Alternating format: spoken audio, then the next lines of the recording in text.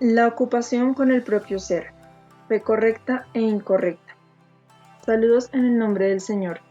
Traigo bendiciones para todos ustedes. Bendita sea esta hora. Muchas personas rectas, bondadosas e incluso espirituales dicen cuando escuchan estas conferencias que no es bueno pensar tanto en el propio ser. Piensan que sería mejor pensar más en otras personas. Dicen que la ocupación con el propio ser lleva al egoísmo. Esto desde luego depende enteramente de cómo es esa ocupación con el ser o de qué manera piensa uno en otras personas. Está mal que piensen en ustedes de una manera destructiva y llena de autocompasión, quejándose de su suerte y refunfuñando improductivamente sobre las cosas que la vida no les dio y sobre situaciones que no pueden controlar ni, por lo tanto, cambiar. Quien se inclina por este tipo de preocupación no debe solo hacer caso del consejo de interesarse más por otros que por su propio ser, sino que debe aprender también a canalizar la preocupación por sí mismo en una dirección distinta, es decir, productiva. Para los que no pueden hacer esto último, es infinitamente más sano pensar en otras personas ayudándolas, renunciando a cierto egoísmo y sacrificando algo a fin de ser útiles a quienes puedan necesitarlos.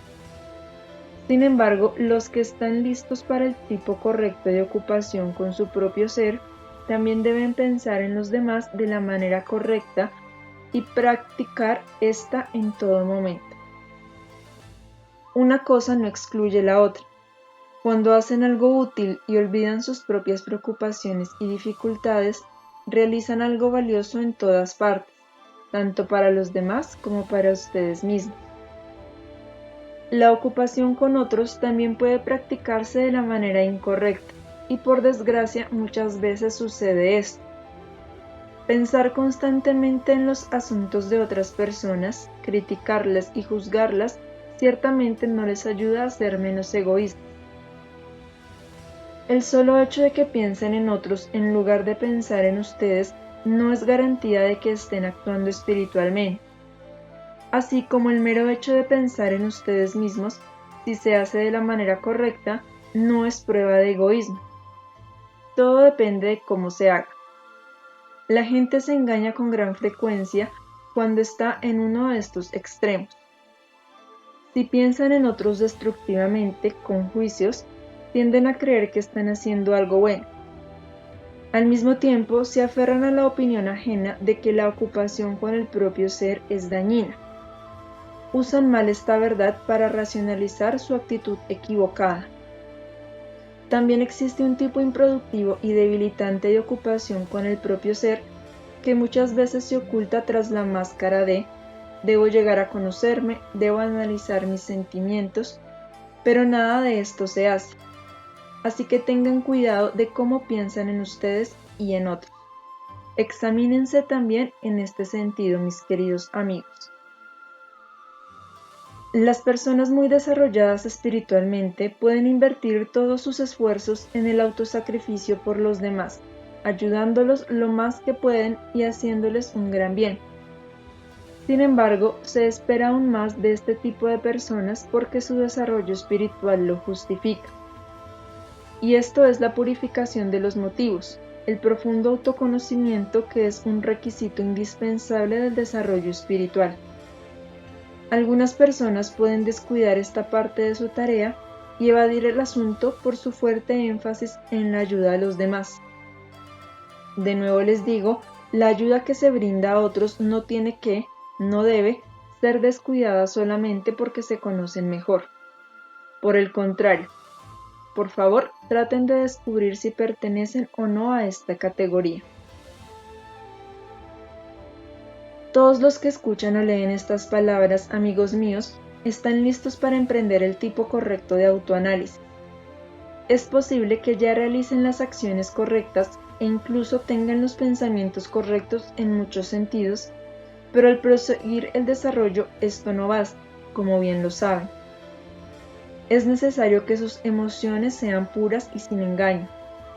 A fin de lograr esto, es imperativo que se ocupen de explorarse y examinarse de autocriticarse severamente y de analizar sus obras, sus pensamientos y sus emociones, contrastándolos con la verdad y la ley espiritual.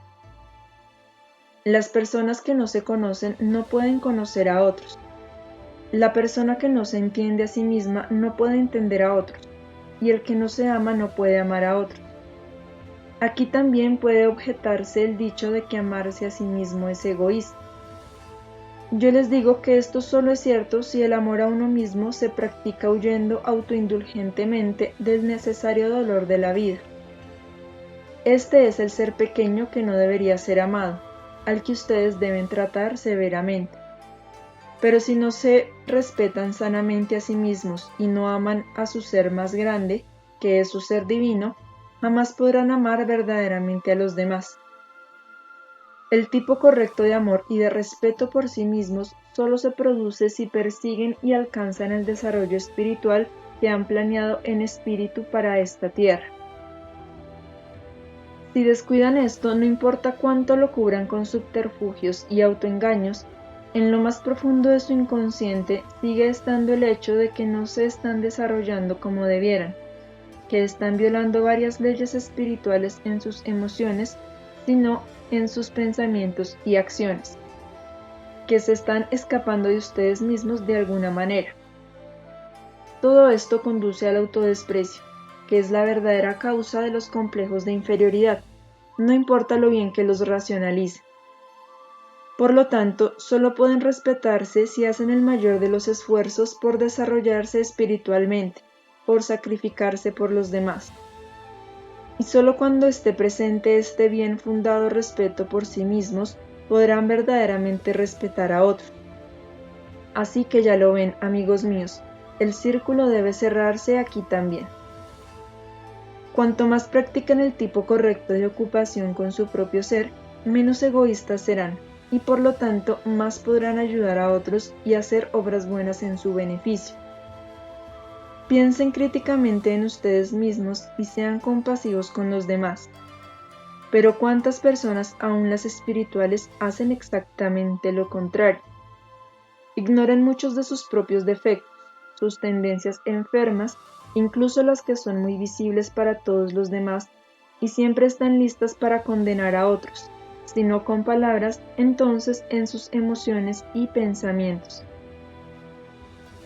Amigos míos, aprendan a aceptar las fallas de otros, así como deben aprender a aceptar las suyas propias. Aquí también reviste la mayor importancia hacerlo de la manera correcta. He hablado de este tema muchas veces, así que no voy a abordarlo otra vez. Aceptar los propios defectos correctamente no significa desesperarse, reprocharse y desalentarse porque descubren que son más imperfectos de lo que creían que eran. Tampoco significa seguir siendo como son. Con respecto a cualquier tendencia humana individual, encontrarán dos extremos enteramente equivocados, así como el camino medio correcto, que es el más difícil de hallar. Por lo tanto, tal vez entenderán mejor que nada en sí es jamás bueno o malo, correcto o incorrecto. Cómo se hacen las cosas y si logra encontrarse el camino medio entre los dos extremos incorrectos, determina si están en el carril adecuado o no.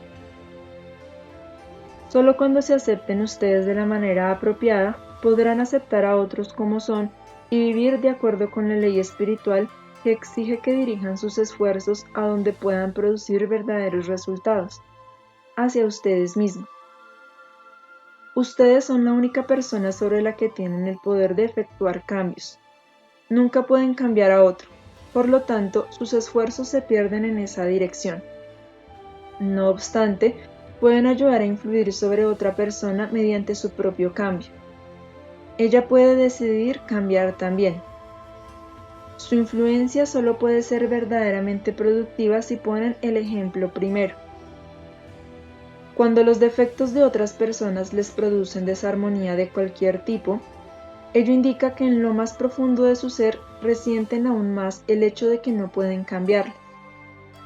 Su resentimiento significa que están violando una ley espiritual y debe ser el mejor indicio para que ustedes determinen dónde están en términos de aceptarse como realmente son y hacerlo con toda humildad.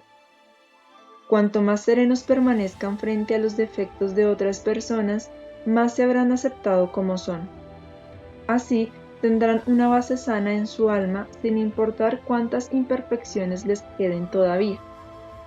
No obstante, cuanto más luchen internamente contra otras personas tal como son en este momento, más se niegan a aceptarse ustedes mismos. Piensen en esto también, mis queridos amigos. Así que aprendan a aceptar a las personas como son y vuélvanse tolerantes de defectos que ustedes mismos quizás no tengan. Empero, muchas veces tienen que ir mucho más lejos. Condenan de manera especial en otra persona las fallas que ustedes mismos poseen. Desde luego que no se dan cuenta de esto, pero es así. Solo llegándose a conocer completamente pueden aceptar mejor a otras personas y entenderlas y amarlas más. No tienen que ser ciegos para ser tolerantes.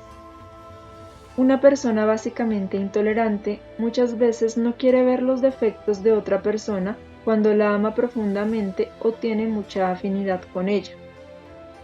En este caso, no querer ver sus defectos indica el intenso miedo de que darse cuenta de ellos signifique dejar de amarlo. Esto, desde luego, es nada menos que intolerancia. Si pudieran aceptar las imperfecciones del ser amado, no necesitarían cerrar los ojos. Además de esta reacción errónea, una persona así también estará convencida de que es sumamente tolerante porque nunca ve los defectos de aquellos a los que ama.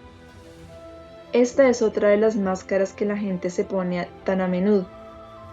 La verdadera tolerancia y la verdadera aceptación significan ver claramente las fallas de otros y no tener miedo de amarlos y respetarlos menos a causa de ellas. Con esta actitud no solo ayudan a quienes los rodean, sino que se ayudan ustedes mismos. Mis queridos amigos, les ruego a todos que piensen cuidadosamente en este tema. En su próxima meditación, pregúntense si critican demasiado a los demás, si los condenan, aunque conscientemente crean que no lo hacen. Sus reacciones emocionales hacia otras personas podrían equivaler a eso. Examínense a este respecto y pregúntense si no están ciegos a algunos de sus propios errores, mientras se ocupan tanto de combatir los ajenos. Puedo asegurarles que si hacen eso y reaccionan de la manera correcta hacia sus hallazgos, tendrán una gran paz nueva gracias a este cambio de actitud. Lo que les roba paz y armonía interna no es nunca lo que hacen otros, sino siempre y únicamente sus propias actitudes equivocadas y luchas internas contra situaciones que no pueden cambiar y, lo que es más, no deben cambiar. Ustedes deben cambiarse a sí mismos. Una vez que hayan hecho eso, serán libres y sentirán una nueva independencia con respecto a la conducta o las reacciones de otras personas y sabrán que, a final de cuentas, jamás les causarán ningún daño. Ahora me gustaría hablar de dos aspectos de la fe.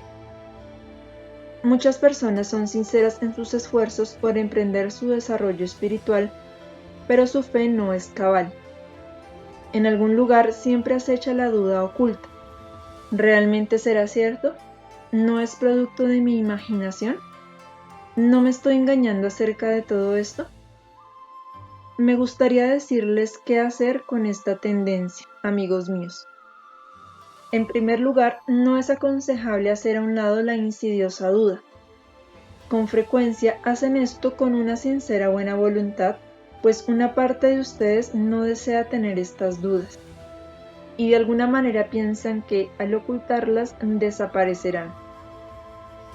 Pero como ya lo saben, no pueden lidiar con éxito con nada si lo empujan al inconsciente. Tienen miedo de permitir que las dudas surjan a la superficie porque suponen que podrían desviarlos de su camino. Podrían ustedes fracasar en sus esfuerzos espirituales. Sin embargo, no tiene que ser así. Una vez que entiendan claramente que su parte dubitativa no es toda su personalidad y que, a pesar de su existencia, hay otra parte de ustedes que sí cree, No tendrán miedo de que el reconocimiento de sus dudas los lleve a renunciar a sus esfuerzos espirituales. El alma humana está llena de corrientes contradictorias en todos los aspectos. Cuanto más pronto entiendan esto y no se desesperen cuando se topen con la parte negativa que no quieren reconocer, mejor será para ustedes. El problema que se relaciona con hacer esto surge de su concepto equivocado de que una u otra tendencia es cierta. Sin embargo, ambas tienen su realidad en su alma y luchan una con la otra. Nunca podrán ganar esta batalla mientras carezcan del valor para reconocer el lado que no les gusta. Será más fácil hacer eso, como dije, si entienden en principio que pueden constar, y de hecho constan, de dos corrientes contradictorias simultáneamente. No importa si esto se refiere al asunto de la fe versus la duda o de cualquier otro problema interior. Una vez que hayan reconocido en ustedes la parte dubitativa, sigan este consejo. Sepan que cuando este conocimiento completo al que ni siquiera doy el nombre de fe y la experiencia de la existencia de Dios se le dan a una persona, es la gracia de Dios. Cultiven su propia humildad acerca de su completa falta de fe. Díganse a sí mismos: todavía no he merecido esta gracia. No soy el juez de lo que merezco o no merezco. Tengo que abrirme paso con mi media fe. La parte de mi ser que tiene voluntad quiere desarrollarse y convertirse en una persona mejor y emocionalmente más madura, de manera que pueda manejar mejor mi vida y amar y ayudar a otros más eficazmente. En este esfuerzo esperaré paciente y humildemente hasta que Dios me dé su gracia. Si cultivan estos pensamientos y sentimientos y siguen batallando con su ser inferior que siempre quiere obstruir y oscurecer su camino, un día, les prometo, esta fe completa será suya. Entonces habrán experimentado a Dios de manera tal que estarán completamente convencidos. Sin embargo, así como las experiencias y la gracia de otras personas no pueden ser convincentes para ustedes independientemente de lo mucho que ellas se esfuercen por transmitírselas, así también será cuando ustedes experimenten la verdad y la existencia de Dios en su vida. No podrán transmitir esto a otros que todavía luchan por alcanzar esta gracia divina, la fe completa. Cada individuo tiene que obtener esta importante experiencia y cambio fundamental en el desarrollo de su alma por medio de sus propios esfuerzos. Otro aspecto de la fe es este. Hay personas que tienen una fe completa, tan completa como puede ser posible para el individuo en cuestión, ya que todas las impurezas del alma de alguna manera influyen en la completitud de la fe. La fe perfecta significaría la ausencia total de desarmonía y miedo en su vida. Pero ninguno de ustedes ha llegado tan lejos. Sin embargo, hay algunos cuya fe es más fuerte que la de otros.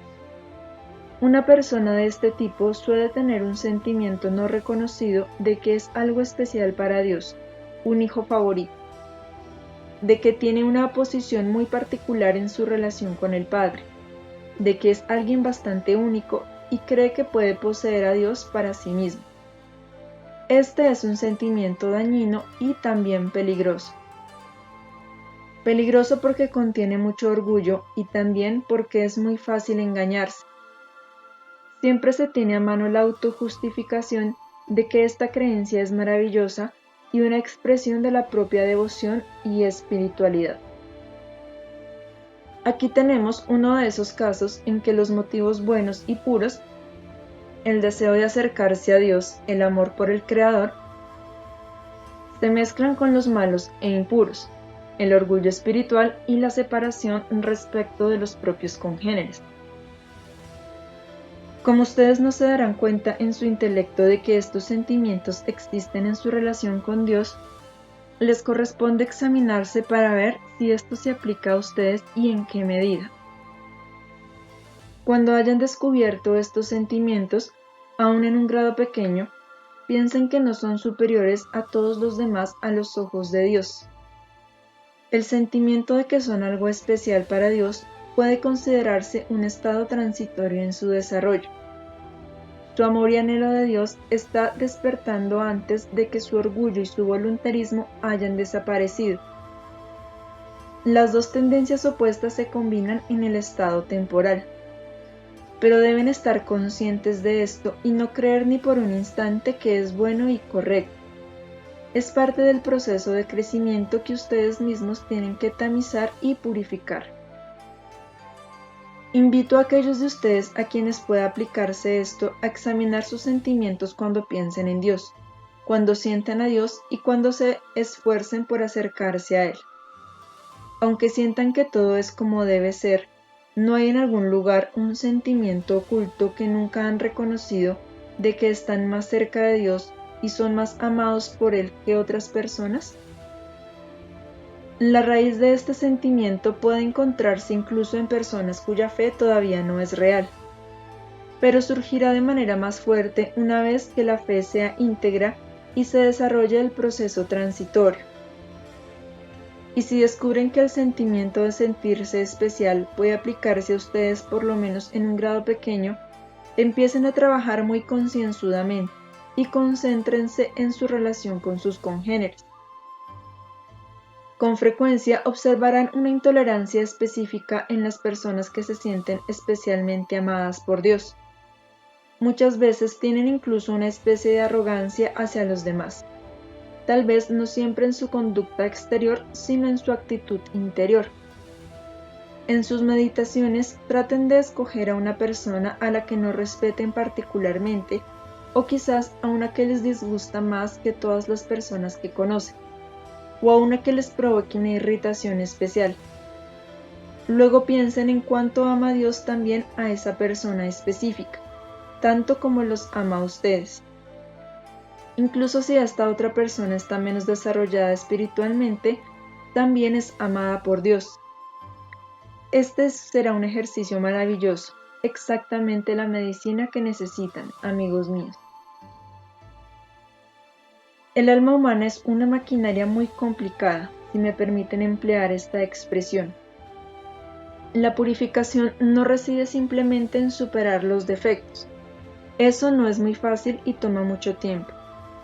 Solo es posible después de que han entendido profundamente muchas de sus tendencias y reacciones, de las cuales aún no son conscientes. Así que su meta inmediata no puede ser la perfección, aunque es la meta definitiva. Conozcan esta meta definitiva, pero trabajen primero en la consecución de la inmediata, que es conocerse y aceptarse como son. Esto implica no abrigar ilusiones acerca de ustedes mismos, alcanzar una actitud sana con respecto a sus fallas y aprender a vivir de acuerdo con las reglas de la vida y no rehuir las a veces necesarias dificultades. Esto abarca todo lo que están aprendiendo aquí.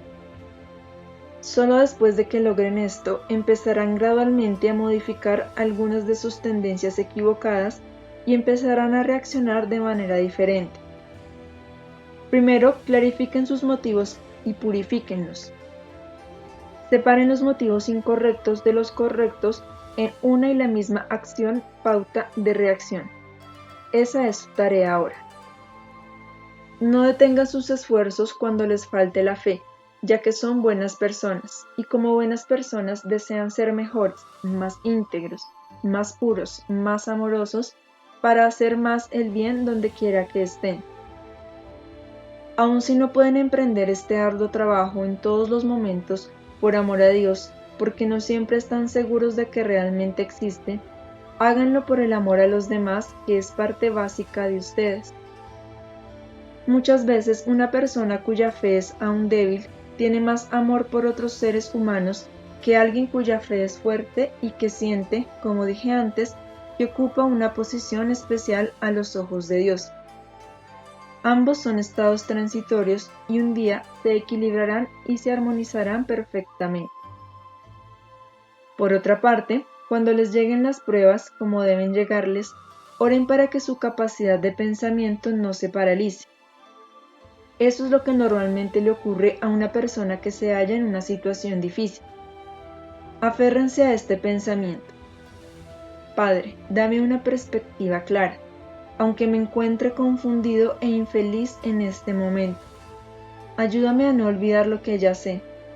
Permíteme ver tu verdad en esta situación, no como se me presenta a mí en este momento con mi perspectiva muy limitada.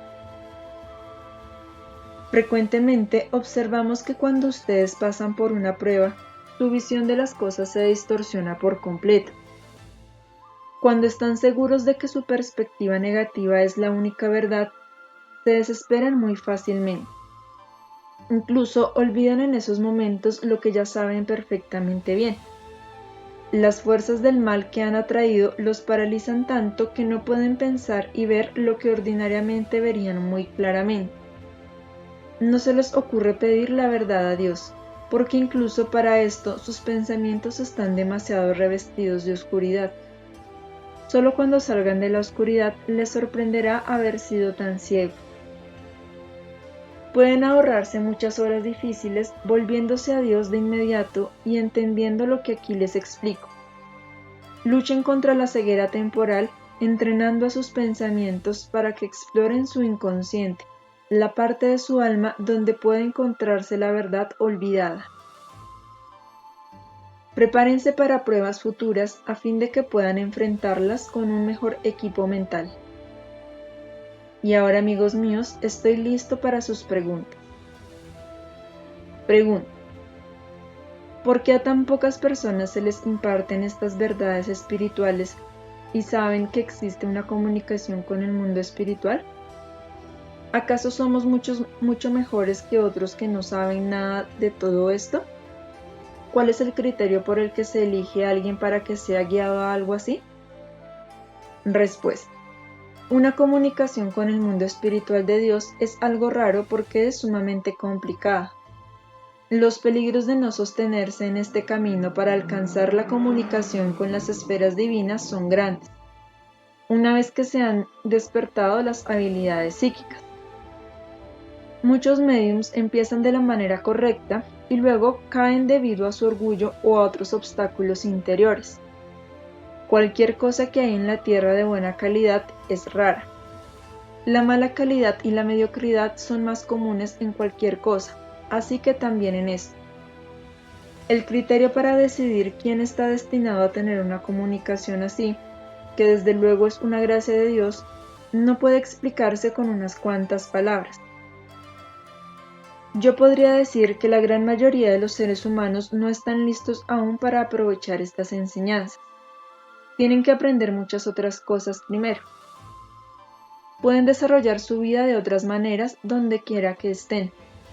Enfrentarán situaciones en las que al decidir con su libre albedrío determinarán si cumplen o no con esta encarnación, así como ustedes tienen que hacerlo con el conocimiento que reciben. Pero lo que se les exige está sencillamente en un nivel diferente. Por otra parte, también existen personas que están tan altamente desarrolladas que no necesitan esta ayuda, o que incluso no deberían tenerla. De ellos se espera que encuentren las respuestas en su interior debido a su desarrollo superior.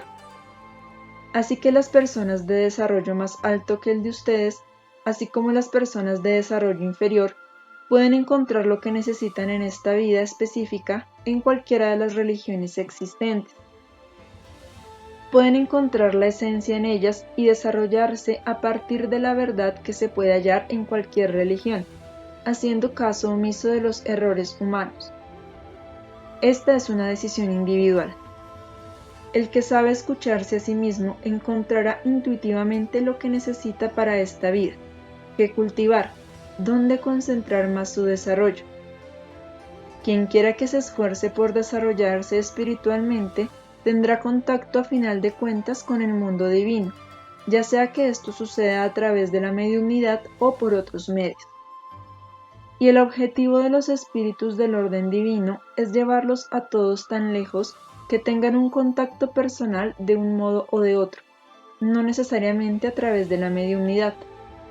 Pero cuando se reconoce la necesidad de que exista el tipo de ayuda e instrucción que puede dar el mundo espiritual, la persona será guiada a esta posibilidad. Y quien haya sido guiado a un grupo como este debe saber que existe una buena razón que no debe ser ignorada. Sucedió porque se planeó de esta manera, porque para esa persona esta es la mejor manera de desarrollar y cumplir con su vida. No llegaré al extremo de decir que es su única oportunidad y que si no la aprovechan serán condenados. Pero sí les digo que cuando haya tenido lugar esta guía en su vida, no la desechen con ligereza, no la consideren una coincidencia, no es algo de lo que casualmente oyeron hablar y luego adoptaron como tantas otras cosas que de repente les gustan.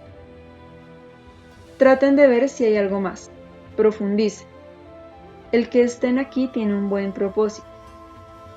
Por medio de esta ayuda encontrarán respuestas en ustedes mismos y resolverán problemas que, de lo contrario, podrían solucionar solo con dificultades infinitamente mayores, y eso sí efectivamente los resuelven. No es que esta sea la única manera de resolverlos, como ya les dije, pero si están ciegos a esta ayuda, que es mayor y más directa que muchas otras, es probable que se cierren aún más a otros medios que pudieran mostrarles la salida. El camino que les muestran los espíritus del mundo de Dios les ofrece la posibilidad de adquirir las herramientas que necesitan para obtener una victoria sobre su ser inferior y liberarse de sus cadenas internas que otros caminos no muestran tan claramente. Así que el hecho de que hayan sido traídos hasta aquí no se debe necesariamente a que sean los elegidos y ocupen un lugar más alto que todos los demás. Pero para su desarrollo actual, esta es la mejor manera.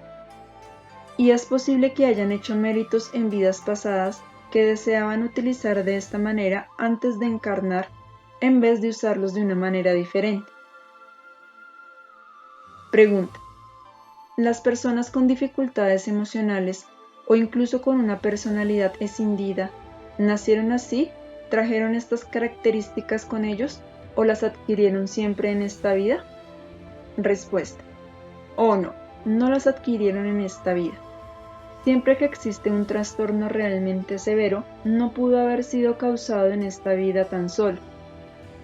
Lo que se causa en la misma vida nunca puede ser tan fuerte y severo. Un problema grave debe de tener su causa no solo en una encarnación anterior, sino probablemente en muchas. Es una reacción en cadena. Si un alma evita su tarea, su desarrollo, su autorreconocimiento, si escapa de sus propios problemas y en consecuencia no cumple en una encarnación lo que debiera, el problema tiende a aumentar en la siguiente encarnación. Por eso siempre insisto tanto. Lo que puedan lograr ahora les ahorrará esfuerzos y dificultades posteriormente. No tienen una idea de cuánto. Cuando digo que les ahorrará, no hablo en el sentido de un castigo, una condenación ni nada melodramático o drástico de este tipo. Pero cuanto más evadan sus propios problemas y dificultades internos, más se les enredarán por dentro. Y en la siguiente encarnación traerán el problema con ustedes. Ahora bien, a un alma que sigue y sigue evadiendo el problema, finalmente le llegará una encarnación en la que ya no sea posible esta evasión. Para ese momento, el conflicto interno habrá escalado tanto que la persona se verá forzada por su propia omisión pasada a ocuparse finalmente de él y a encararse. La ley kármica opera así. Lo que ustedes piensan muchas veces que es cruel es lo más benéfico del mundo. Porque si la ley kármica no funcionara de manera tal que sus propias evasiones finalmente los condujeran a una situación en la que ya no pueden evadir su conflicto interno, jamás podrían salir del círculo vicioso. Así que la ley kármica es la más misericordiosa que hay, incluso si en el momento, con lo poco que ven, les parece cruel y difícil. Pero no lo es, amigos míos, porque ustedes siempre tienden a juzgar con el detalle pequeño y la perspectiva que tienen a su disposición y no ven el cuadro más grande. Y también les digo que, por esa misma misericordia, ignoran ese cuadro más grande, pero ese ya es otro asunto. Entonces, para volver a tu pregunta, cualquier problema de personalidad, si es serio, probablemente sea el producto de muchas evasiones y escapes del propio ser en existencias anteriores. Pregunta: ¿podría hablar sobre el problema del suicidio? ¿De qué maneras y con qué efectos se manifiesta en el espíritu y cuáles son las consecuencias si pensamos en los diferentes motivos y circunstancias que llevan a una persona a cometer un acto así en su vida?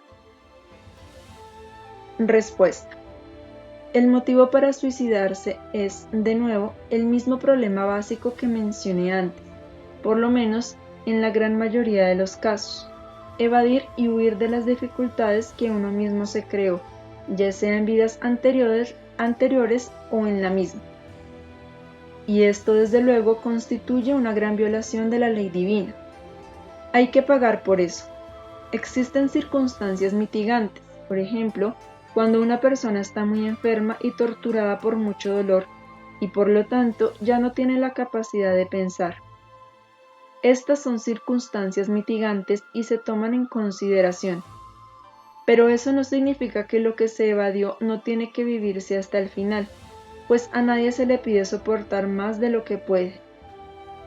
Cada dificultad es solo el efecto de una causa que el ser creó, y que por lo tanto el mismo ser tiene que resolver y vivir.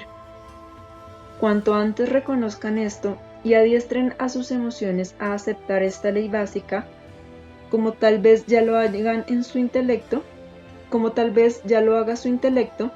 más sano será para ustedes y menos peligro existirá de que, emocionalmente por lo menos, se queden con la impresión de que lo que sufren habría podido evitarse si los demás hubieran actuado de manera diferente o si la vida hubiera sido más bondadosa con ustedes. Así que incluso en la circunstancia mitigante que mencioné, el sufrimiento que se haya evitado debe ser vivido de otra manera, tal vez en el mundo espiritual, tal vez en otra vida terrenal. Todo depende y no se puede generalizar. La única excepción es cuando una persona está obsesionada. La obsesión, como ya lo saben, es un karma. Es cierto que en muchos casos, en sus etapas iniciales, la obsesión puede combatirse hasta cierto grado. Pero si la persona no hace acopio de toda su fuerza y su concentración, tendrá que soportar este karma. En la obsesión, el espíritu está fuera del cuerpo y un espíritu impuro toma posesión del cuerpo. En un caso así, el acto del suicidio se atribuirá al espíritu que ha tomado posesión y no al espíritu que para ese momento es impotente y mira con angustia sin poder remediar la situación. Entonces, este es un sufrimiento que ambos tienen que soportar y que de nuevo es justo y para bien. Con respecto a las consecuencias, muchas veces, y de nuevo les digo que no podemos generalizar, pues hay excepciones, como algunos de ustedes lo han visto recientemente, la persona que se ha suicidado tendrá que revivir este acto durante el tiempo en que hubiera durado su vida natural, de acuerdo al plan, a menos que esta alma sea capaz de volverse a Dios, de pensar bien las cosas y de adoptar una actitud distinta en la que esté dispuesto a enfrentar y a cargar con los problemas que ha evitado. Si esto sucede, el procedimiento de antes, durante y después del suicidio, periodo que es sumamente doloroso, cesará, y el alma respectiva será guiada a una esfera donde tendrá la oportunidad de enfrentar los problemas que ha evitado, aunque de una manera más difícil de lo que hubiera sido posible en primer lugar. Creo que todos ustedes saben que uno de los principales factores del suicidio es la vergüenza. Es mucho más raro que una persona se suicide por dolor físico que por vergüenza. Aun si los motivos superficiales parecen ser diferentes, en la mayor parte de los casos el factor subyacente resultará ser la vergüenza. ¿Y qué es la vergüenza sino otra forma de orgullo? Uno tiene vergüenza de enfrentarse a otras personas con algo que le causa una profunda humillación. Desde luego, el motivo también es con frecuencia la falta de voluntad de cargar con las responsabilidades y el dolor de la vida. Y el motivo de la vergüenza pertenece también a esta categoría, pero el escape de la vida puede tener muchas facetas. Fácilmente imaginarán que es muy raro que una persona que está atrapada en este proceso constante de suicidio, reviviéndolo una y otra vez, encuentre la fuerza para pensar en nada, y menos aún para efectuar un cambio en la actitud que lo llevó a cometer el acto en primer lugar, en cuyo momento hubiera sido mucho más fácil hacerlo que en esta horrible circunstancia. En un grado más pequeño, todos ustedes experimentan lo mismo en su vida cotidiana. Cuando las cosas van comparativamente bien, es más fácil que se vuelvan a Dios, que revalúen su propia actitud, que cuando están en medio de ciertos tipos de dolor y confusión. Por lo tanto, les digo que se preparen para estos tiempos de pruebas cuando no es tan difícil. En un grado infinitamente mayor, el alma que ha cometido este acto experimenta lo que ustedes viven con tanta frecuencia, la incapacidad de pensar en nada en el momento. El suicidio produce un tremendo choque a todo el sistema nervioso de un ser. Este choque es tan grande que a la persona se le olvidan en el momento cosas que sabía muy bien cuando no estaba tan conmocionada. Simplemente no es dueña de todas sus facultades, así que es muy raro que pueda escapar de este estado antes de que se cumpla su tiempo. Pero en casos individuales puede obrar la gracia de Dios. Tal vez un mérito pasado del alma, en una encarnación anterior, pueda usarse en circunstancias especiales para liberarla un poco antes de lo que sería posible de acuerdo con la ley. La intención era usar este mérito específico en una encarnación posterior cuando hubiera sido benéfico, y ahora puede usarse con el propósito de una liberación más rápida de este procedimiento, y el ser tendrá que acumular méritos nuevos a fin de gozar del beneficio que estaba planeado por este mérito específico para la encarnación en cuestión. Tal vez esto les abra un panorama nuevo, amigos míos. Todos ustedes han adquirido mucho mérito en vidas anteriores o en esta, de los que no siempre se benefician en la encarnación presente. Existen para ello razones buenas y sabias. Llegará el tiempo en que el uso de estos méritos significará más para ustedes. Del mismo modo, también puede ser cierto que no paguen ahora las consecuencias de ciertos deméritos que se han guardado para un periodo posterior. Sería demasiado difícil para ustedes ahora. Todo esto se determina con mucha sabiduría y bondad. Pero en lo que se refiere a los deméritos que posiblemente les esperen, tienen en esta vida la posibilidad de anularlos esforzándose el doble. Así puede ser con un alma que se ha suicidado, que se le permita aprovechar un mérito para liberarla de su experiencia un poco antes. En principio puede ser liberada con cierta anticipación, en ciertos casos, pero eso nunca significa que no tenga que enfrentar y vivir exactamente lo que ha querido evitar. Todas las vergüenzas, humillaciones, soledades o lo que sea tienen que enfrentarse, y su causa debe hallarse en la propia personalidad y no fuera de ella, idea que llevó a este escape en primer lugar. Pregunta: ¿dijo usted que un alma en estas circunstancias es conducida a una esfera donde tiene la oportunidad de aprender y vivir la experiencia? ¿Significa esto que en esas esferas existen tentaciones similares a las de la vida? Digamos que el alma ha robado o matado y se suicida en un acto equivocado de arrepentimiento. ¿Significa eso que puede vivir esa experiencia otra vez en una esfera? Respuesta: no, no puede ser tentada en una esfera de la manera en que lo es en la Tierra. Pero lo que puede experimentar en el más allá es enfrentar su acto equivocado. En una encarnación posterior en la Tierra será puesto a prueba en lo que se refiere al robo o al asesinato cometidos. Esa parte tendrá que aprenderla en esta esfera terrenal, pero en una esfera puede hacer frente a su reacción equivocada para aprender el tipo correcto de arrepentimiento, así como pasar por la humillación y ciertas consecuencias. Por ejemplo, conocerá a otros, no los mismos que habría conocido en la Tierra, pero eso no importa. Podría tener las mismas características que aquellos a los que trató de evitar en la Tierra. Entonces pasará por circunstancias similares para pagar en algunas formas. Tendrá que estar a la altura de la circunstancia y aprender a reconocer una culpa y aceptar la humillación que se deriva de ella. Todo eso puede aprenderse en una esfera de purificación. Es cierto que tomará más tiempo que en la Tierra, pero es posible empezar allí y terminar en una encarnación posterior. Asimismo, en esta encarnación futura, será conducido a circunstancias similares para que lo asalte la misma tentación que lo llevó al crimen. Pero esto ya no tiene nada que ver con el suicidio propiamente dicho, sino que atañe a un problema diferente. Pregunta. En otras palabras, esta explicación da al traste con la teoría de Freud de la pulsión de vida y la pulsión de muerte. Respuesta. Absolutamente. Pregunta. ¿Es una enseñanza equivocada? Respuesta. Sí, lo es. Me gustaría modificar una cosa. Esta enseñanza puede interpretarse de una manera ligeramente diferente que sí tiene sentido. Si traduces las palabras vida y muerte a su significado espiritual, hay verdad en ella porque sabes que en tu ser superior siempre está el impulso hacia la vida espiritual.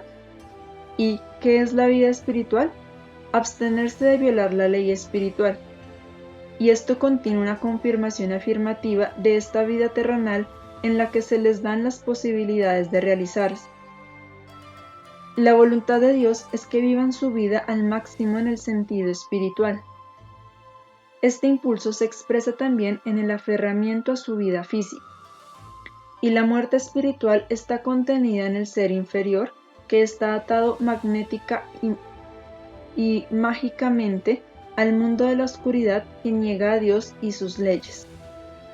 En esta tendencia reside la negación de la vida, tanto la espiritual como la física. Cuando niegas las leyes de la vida que dictan que las enfrentes y te enfrentes a ti mismo, hay en esto un deseo de muerte como una especie de subproducto. Este deseo de muerte no siempre se manifiesta tan fuertemente para suicidarse. En un grado menor se encuentra en la negación de lo que esta vida les trae y les exige. Pregunta. Me gustaría mucho saber qué le sucedió a un amigo mío que se suicidó. Respuesta. Necesitaré un poco de tiempo para ver si puedo recibir la información ahora. Si no, tendré que pedirte que me repitas la pregunta la próxima vez. Pero déjame ver. Necesito un poco de tiempo. Sí, se me ha transmitido una imagen. Hay en esta persona una distorsión psicológica que es muy complicada y poco usual. No me es posible entrar en este tema ahora, y no se me permite hacerlo. Divulgar todo esto iría en contra de la ley espiritual.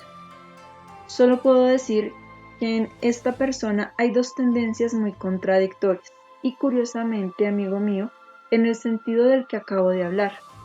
Concretamente, hay una tendencia muy fuerte hacia la vida espiritual y una tendencia igualmente fuerte hacia la muerte espiritual. Ambas están muy desarrolladas, existen lado a lado, por decirlo así.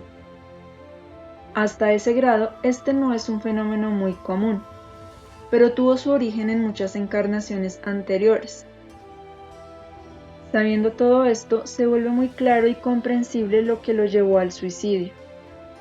Ahora tiene que pasar por lo que expliqué, y tanto más porque posee la comprensión espiritual. La oración siempre ayuda. Es una luz que estos pobres e infelices espíritus, ya sea que se hayan suicidado o que sufran de otras maneras, sienten como una especie de alivio y esperanza. No digo que la oración cambiará la ley y la suerte por la que tienen que pasar. Simplemente tienen que pasar por ella, y ninguna oración puede cambiar eso. Pero la oración les lleva momentáneamente una luz que les da esperanza y alivio, y que puede incluso darles un poco de fuerza para pensar y encontrarse. Y por esta razón es muy bueno orar por las almas afligidas. A este respecto, les recuerdo que todas las religiones contienen verdades y errores. Ustedes saben que en la religión católica se practica comúnmente la oración para los espíritus difuntos e infelices. Y ahora verán el valor de esto. Realmente lleva ayuda y luz a las almas dolientes. Por otra parte, ustedes saben que las religiones protestantes han descartado completamente la oración por los llamados muertos.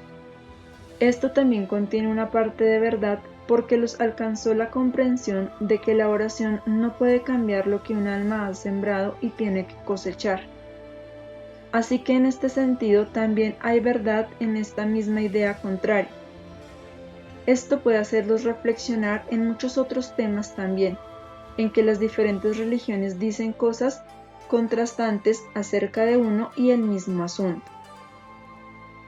Y la verdad puede encontrarse en ambas opiniones. No se puede salvar a un alma solo rezando por ella, es cierto, pero puede ayudar mucho. Y ahora, amigos míos, los dejaré y me retiraré a mi mundo. Reciban las bendiciones de Dios para su cuerpo, su alma y su espíritu. Estén abiertos y receptivos a esta bendición, que es una realidad y no solo una figura retórica. Vayan en paz, queden con Dios.